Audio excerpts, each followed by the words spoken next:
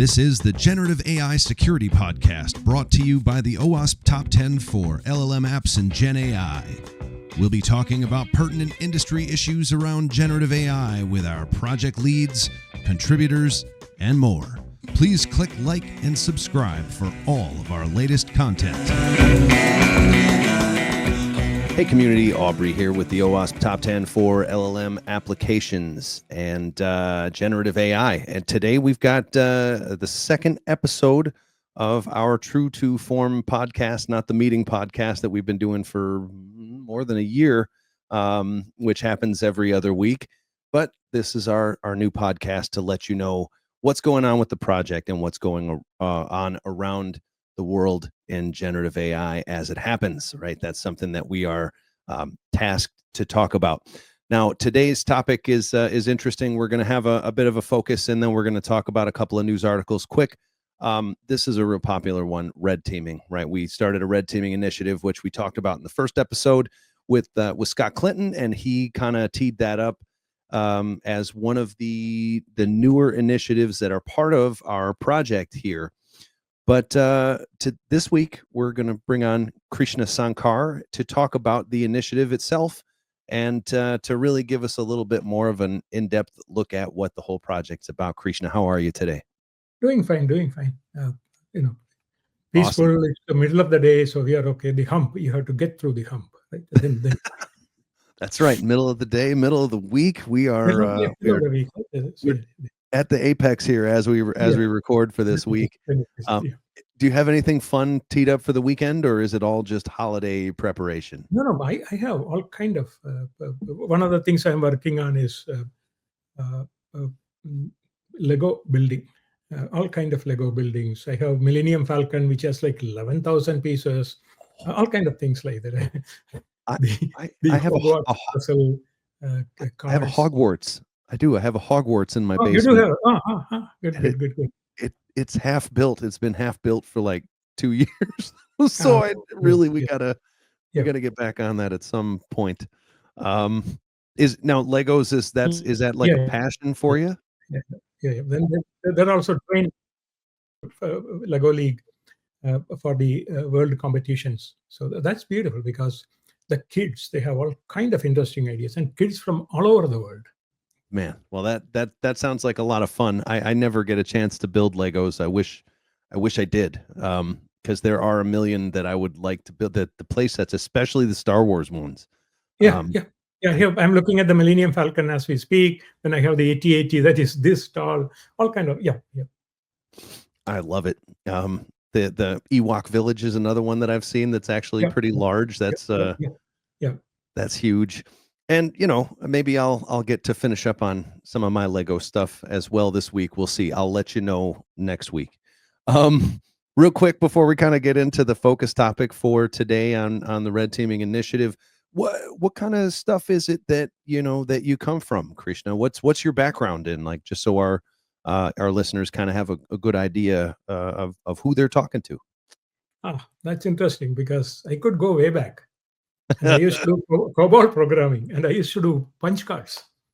I used to program in punch cards, right? So I started from there. We had mainframes, and we were doing electric building, etc. I used to work on military things, basically test systems. You might have seen F-16s. They go like this and they take off. So there is a spray ring on the bottom. So you have to test those spray rings, and what happens is when you want to take off, the spray rings just bump up. They flood the afterburner with the mist, fuel mist. What? Engines, all kind of stuff like that. And we were using, you would not believe, we were using embedded systems, right? 16K memory, and we had the whole system in there. And we finally figured out that we could double the thing into 32, and again EPROMs. So E-squared proms, right? So it's erasable EPROM. So we found out that instead of 16K, we can actually get to 32K. So we thought, beautiful. Now we can conquer the world. Man, DIMMs must have been a crazy thing when you could finally. The 5 megabyte hard disk used to be this big, and then we used to. Man, it's funny because nowadays we don't even think I don't think of disk. Like I ordered disk for the first time in, Yeah, oh my gosh, years within the past month. So, yeah, yeah, it seems like everything is mostly cloudified now rather than yeah, hardware at home anyways. But yeah. The things have changed, right? And people don't care about memory. I mean, they shouldn't, because it's, at that time it was so this thing. And then anyway, going back, then I have worked on many things. I was at Cisco for a long time doing networking stuff, etc., etc. And I used to work at Volvo doing object detection for autonomous self-driving cars. ooh, This was a few years ago, right? So I could drive a car, because they didn't give me a car. Of course, they wouldn't give me a car. Right? You can't just get in the car and say, "Oh yeah, my program will run it." It'll get into trouble. But still, etc., etc. Right? So now I'm in the financial, working on generative AI, risks, etc., etc. On that side of the things. that has a whole lot of kind of uh, loopholes. It seems like that you have to kind of go through. It's like there's so many governing bodies that are responsible for the financial world and things like that. Anytime I Yeah, had to design an app security for a financial institution, there were all these different yes, compliances that I needed to worry about and things like that. So yeah, yeah. respect. Yeah, the two sides, right? One is, yes, it takes a longer time, and lot of deliberations. On the other side, that's what one would expect from banks, which because they, they have the money, right? The financial systems, right? So you have to be careful and thoughtful about the systems that you deploy. Most definitely. Most definitely. Now, one more thing I'll ask you before we jump in. Um, what drew you to the project? How The did you get OWASP. to yeah, how did you get to the LLM apps top 10? Yeah, no, the people, to tell you the truth, like yourself, our fearless leader Steve, Sandy, Scott, etc., etc. Right. So, I was working on something, and then I got introduced somewhere, and then what happens is you get pulled in, Yep. right? Because you find probably you find interesting things. You realize, oh yeah, this. So it was a natural progression into the working group. And then Steve was looking for somebody who is doing, he wanted to do somebody, uh, on the newsletter. So he was looking at and saying, can we get somebody to do the work on the newsletter? And I thought, oh yeah, that should be interesting. And that's how I got started. I still have the newsletter now. I also work on the top 10, the LLM 8, RAG, etc. I was able to contribute, and the discussions, as you might have seen, and then meeting a lot of people, etc., etc. Right. So anyway, the group, the people, that's what pulls you into any work. Agreed. That I think this is a really exceptional group of people that we Yeah, hang yeah, out with for this project. So yeah, yeah, it yeah, is. yeah. Okay. Well, Current now company included. Yeah. oh, thanks, man. I appreciate it. Now that we have that kind of out of the way, the people know who they are listening to and talking to. Let's talk a little bit about the red teaming initiative. First of all, what is the red teaming initiative? What's the goal here of this portion of our project?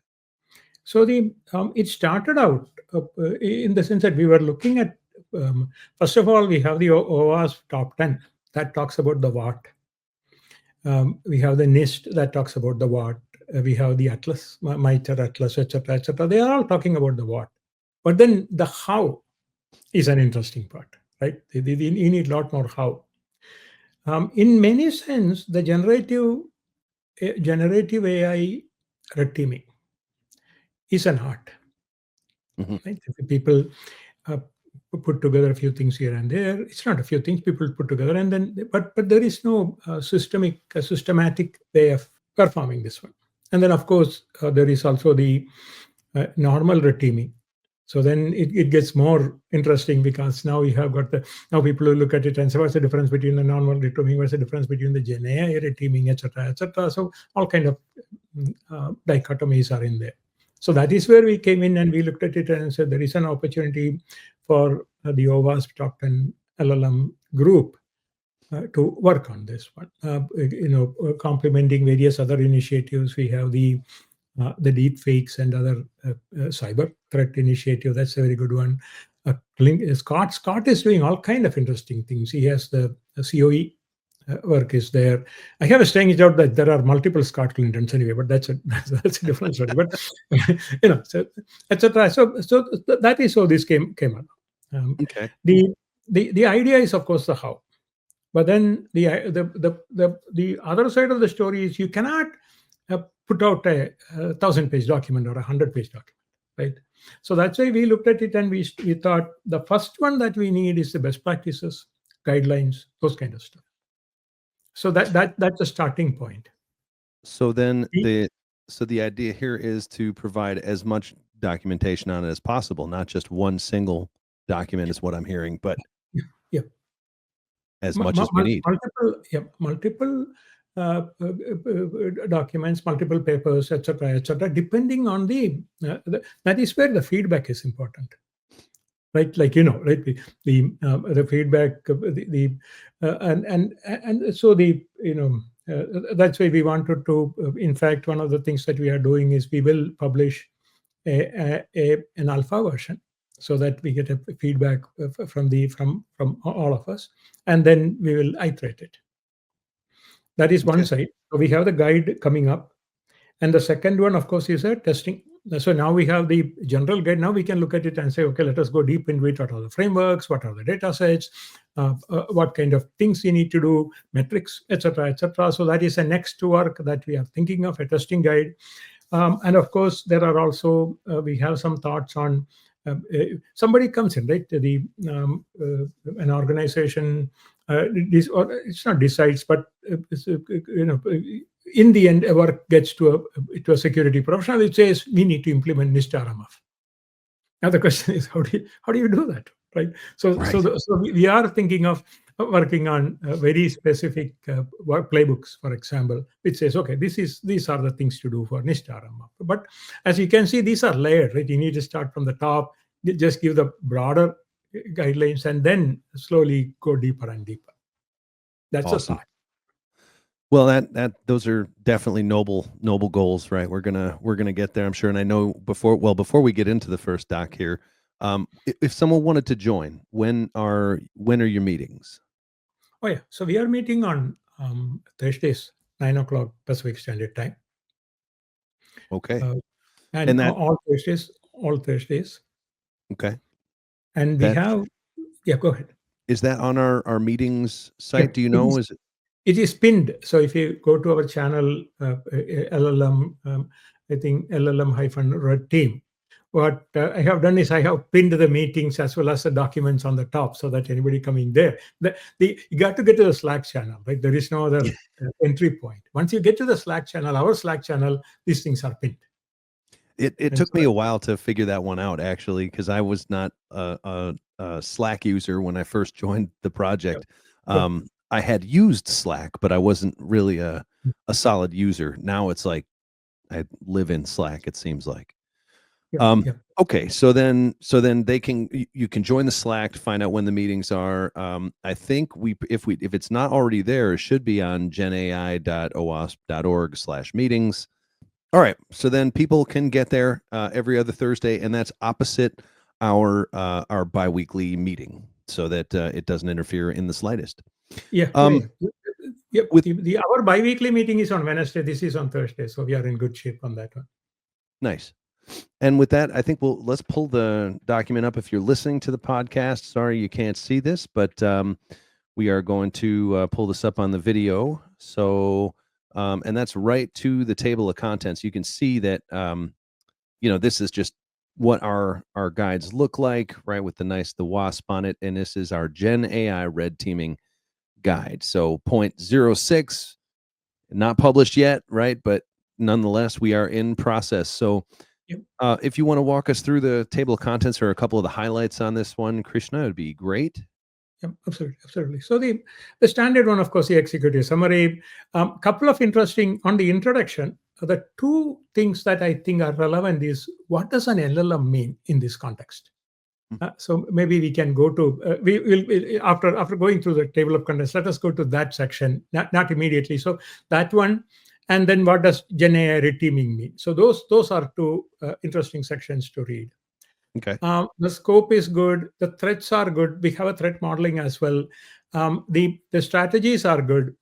This interesting is the best practices and the mature, because what does a mature reteaming look like? And the best practices. I think those two are more interesting sections, because they have the condensed wisdom from a lot of more detailed one, the model evaluation, the implementation evaluation, etc. That's a very good work. A couple of and then of course the like we were saying earlier, we wanted this 40 pages, right? We can't go more than 30-40 pages, but then we have a metrics. We have a couple of appendices. One is the metrics, another one is of course data sets and tests, right? You do have to have some people look at it and say, okay, these are all fine. What kind of data set should I use? What are the frameworks? So that is there. It is not, of course, comprehensive. It is an abridged version. At least it gives somebody a start. It's so hard to not let your appendixes go like forever. Like you could have appendixes. Appendix The only difference in our this thing is that if you survived the document and you are into the appendix, then it's open because you are here. So now we got it. Right? You're It is already like yeah. all right. So So then yeah. And the one thing that I do want to mention, like you were saying earlier, very excellent group, nice group, learned a lot of stuff from all of them, right? All of us, as well as there is a good interaction. There are like you might have seen in OWASP as well, right? There are passionate people who have ideas, right? And so and there are those kind of discussions are very interesting. And what I did was, one of the things that I did on this one was we captured the discussions occasionally, because there are very interesting discussions. In fact, if you see the document, it's not here, but the comments are more interesting than the document itself. So anyway, I have put in I have captured all of these things. So this of course is the future planned work, as we talked about, the threat modeling, various other things. These are some of the things that we think would be good, but then we do want the feedback from the community to say, yep, this makes sense. love that. That's so neat. We stayed out of definitions because otherwise we will never get to anywhere, right? So we stayed out of definitions, except two definitions. One is the LLM. This is an interesting thing, right? When you say LLM, what do you think an LLM is? Right? It's a large language model. First of all, this large is kind of, earlier it was like maybe thousands of parameters. That's a large language. Suddenly it became millions of parameters, and now it is billions of parameters. So this large is kind of larger than earlier type of stuff, right? And the second is, these are the initial LLM was text in and text out, right? But now you have the large multi-model, large action models, etc., etc. Now, how do you put everything together? So that's why we defined LLM as something that takes images, text, actions, plans, etc., and outputs text, actions, plans, etc. So that way it's a generic term. Right. Does that make sense? What do you think? Is that? I think that this is great. I'm curious to know if you get into things like red teaming, how it's different from maybe an LLM versus a large action model or multimodal model. Like that's. Yep. We haven't yet. We are slowly coming. For example, the other thing is agents. Right, large action models. So if you so we have a section on agents, a small section now, right? But those are some of the things that will become larger as we move forward, right? How do you red team an agent agent system? It's not that straightforward. Nice. And then large transformer models. That's neat. This is a one that I have not heard used. That's neat to include some of these others. Okay. Because we have to, right? The OWASP top 10 LLM is pragmatic as well as forward looking. So Absolutely. remember this horizon 1, horizon 2, horizon 3 type of characterizations, right? And it is hard to put all of them together, right? So the thing that we will have to do is to grow with the domain, right? Address the things that are pointing at us, and then but on the other hand, have a slight what do you call that, a beeline into the next things that are coming up. So now the 2026, for example, Yeah. that's far away from there now, right? It just think of it. The listeners should think of us when you talk about LLM 2026, and what will it look like? It will be very different from what is there now. I mean, some of them will be similar, but still there will be a lot more things coming up. It's amazing that you say that, because we just released 2025, and just this morning I was thinking to myself, "Oh man, there's a mitigation step in LLM-04 I really wanted to get worked on, but it just didn't happen." I just couldn't find the time for it. And so maybe it'll get into 2026. So we'll Yeah, see. LLM 2010. Yes. We'll see. Now, before we kind of move on and into our news segment, which is going to be somewhat quick this week, I think, I wanted to know if you had one kind of tip for people who are just starting off. If there's like one thing that they can do to make the red teaming experience that much better for their organization, what is that? Two things actually. One is the scope. Make sure that there's a scope, because otherwise this can mushroom very fast. You have to look at it and say, okay, the red teaming that I'm working on is this particular application or this particular set of application, this particular use case, and scope it accordingly.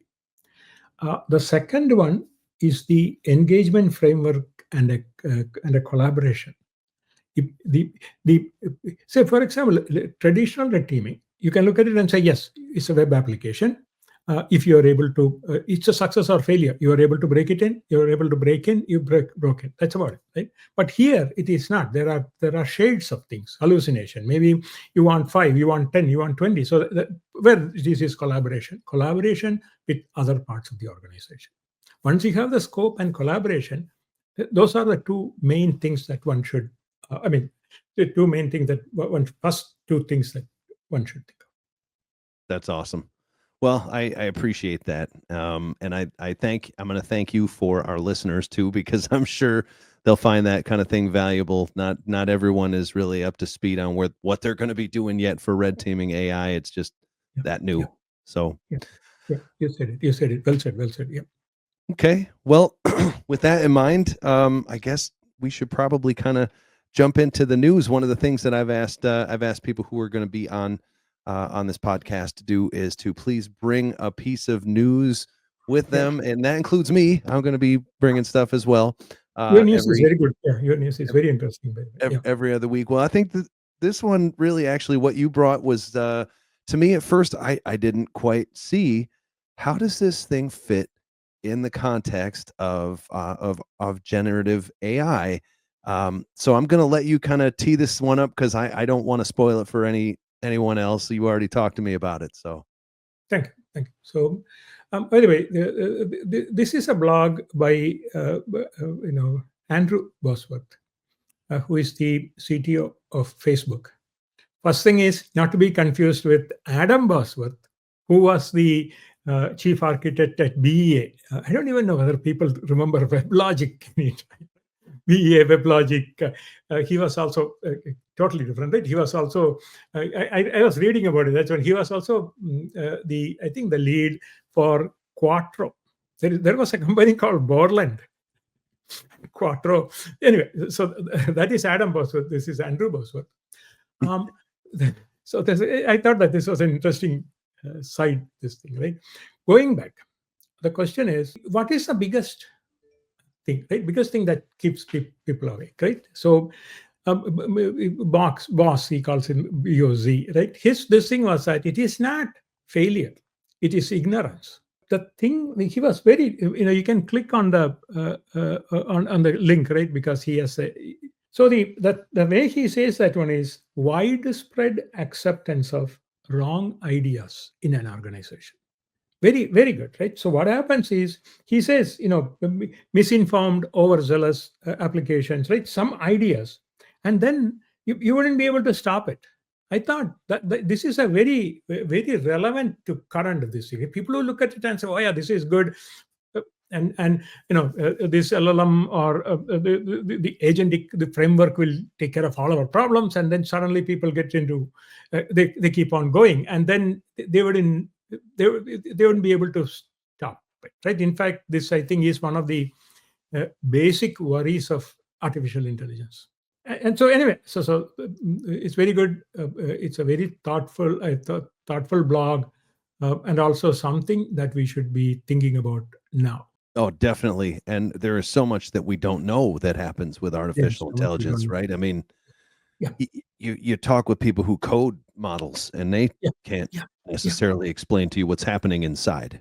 yeah, yeah. And also there are there is this whole initiative about we should developer productivity.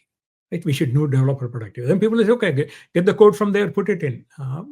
That's a recipe for disaster.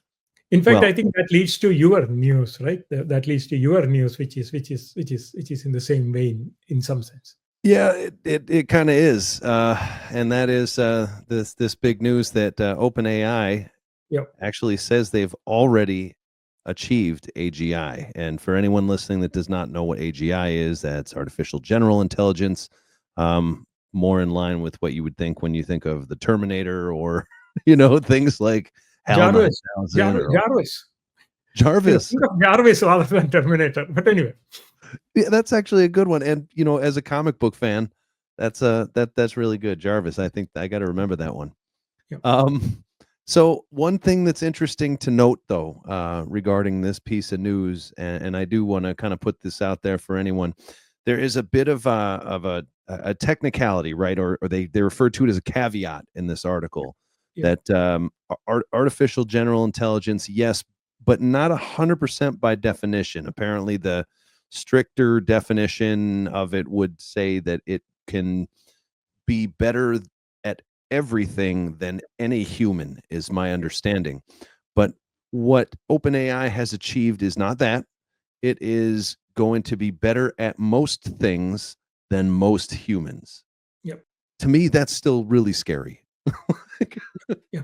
They have a chart. I have a blog on this one about AGI. They have a chart which 1, 2, 3, 4, 5, and then they talk about local AGI and then global AGI. Remember the thing that drives the car, right, will not be able to make Legos, for example, right? Will not be able to cook, right, etc., right? So we can have a tiny sandwich, for example, a Subway vegetarian sandwich, and we can keep on working. This thing requires a huge amount of electricity. And the third one is we don't go in, like kids don't go in and read everything 1,000 times or 1,000,000 times before they say anything. Right, this one you have to go and train for 6 months. The same data you have to. So anyway, so it's not that straightforward. Right? We didn't go and read a book 100,000 times before we can say anything. It's interesting. One of the things that my day job, my company has been focusing on is, is this concept of AI factories, and I kind of see that as like for AGI as an almost a necessity. If we're going to have this, general intelligence, you're going to have learning repositories, right? Like when you talk about the kids, they don't just read read a book and then it's done and they know it, right? They can't read every book, but maybe a program could read all the books if it just had a central repository to learn how to do an appropriate surgery. Oh boy, I'll tell you, I saw a movie. I saw a movie last night that was kind of scary. There's a movie on Netflix that I think it's called Subservience. If anyone's not seeing it out there, but there was just this picture of people doing, like, they were these mouthless humanoids performing surgery. Like, oh yikes, man! Like that is just interesting to me that there could be a point when it really, the doctor is not going to be the better option. It's going to be the robot's got the Yeah, steadier yeah, hand.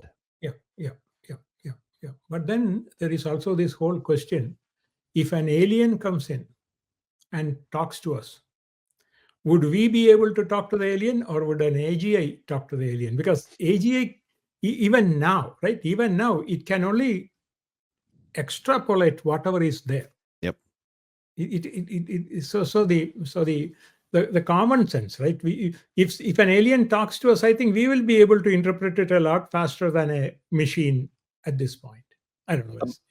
My money's on whales. I think whales will probably. Yeah, absolutely, They got the big brain, like yeah, they do. They have the yeah, sizable brain.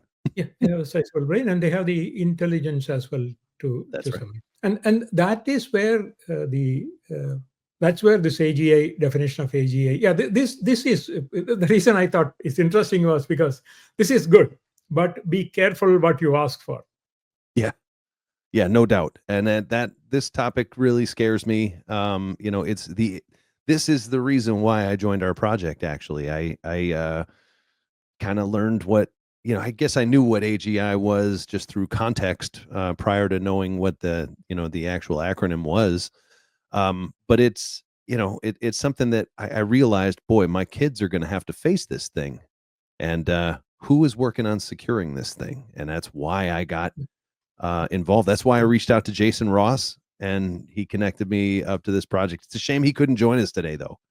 That Yeah, is too bad. I want to say hi to Jason. I hope you're dealing with your fires. It sounds like yeah, everything's on fire for him at work. So we've got to yeah, have the day job has to come first. yeah, Definitely. he has a lot of but we will do a couple of things. One is for the next 5 red teaming meetings, we will give all the to-do items to Jason because he's Yeah, he said he would take them all, right? yeah, Everything, right? yeah, Well, I guess with that, I will kind of bring it back into. Actually, do you know what the next red teaming meeting is tomorrow? Right? yeah, yeah. Tomorrow 9 o'clock Pacific time. What's on tap? Is there anything that you guys are talking Yeah, about in actually, specific? tomorrow would be a very interesting meeting because we are almost ready to release the alpha version, right? So tomorrow we will go through the document, look at the various pieces. Does it make sense? Does it hold together? Importantly, is it missing anything? This call would be very interesting simply because looking at the document, looking at it, etc., etc. So I think it'll be a very interesting call. Awesome. Well, with that community, if you're not doing anything, join that red teaming meeting tomorrow. It's going to be Yeah, and if you're doing something, at least take a look at the document, add your comments. Definitely valuable. And also, we have the newsletter that I do. You can take a look at the newsletter as well, where we put more things in there. That's right. A million ways that people can help out with this project. Thank you so Absolutely. much for joining me today, Krishna. I really appreciate the time. Thank you, sir. It's valuable talking to you. Yep. And thank you, community. We definitely appreciate you tuning in for our second version of this podcast, our second edition of this podcast, rather.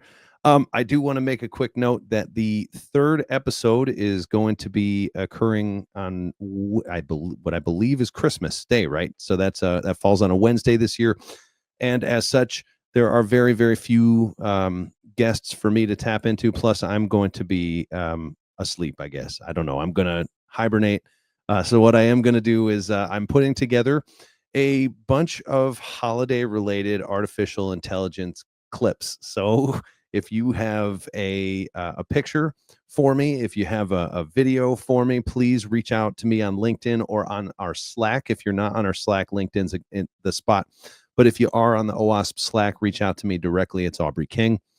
And I hope to have anything like, and I mean anything. If you've got a poem that was written, or if you've got an AI voice that's reading Night Before Christmas or something like that, we want kind of anything. I've already accumulated some interesting things.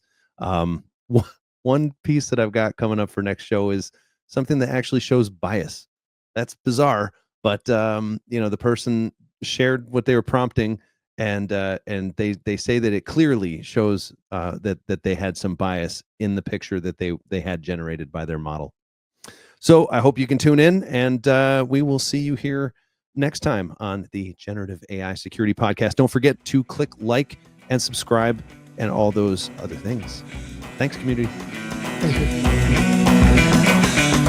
Thanks for checking out the Generative AI Security Podcast. Don't forget to click like and subscribe, and we'll catch you on the next one.